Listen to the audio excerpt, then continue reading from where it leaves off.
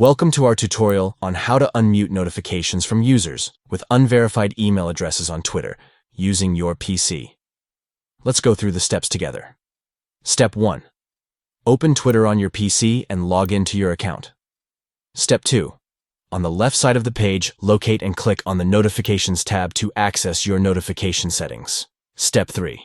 Find the settings icon, usually represented by a gear or 3 dots, and click on it to open the settings menu. Step 4. Within the settings menu, navigate to filters and then select muted notifications to customize your notification preferences. Step 5. In the muted notifications section, look for the option "Who haven't confirmed their email" and uncheck the box next to it to unmute notifications from users with unverified email addresses. By following these steps, you can easily unmute notifications from users with unverified email addresses on Twitter, ensuring you stay connected with a broader range of users and conversations. Thank you for watching.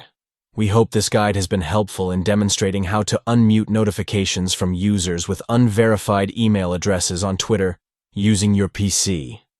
Enjoy a more inclusive and engaging notification experience.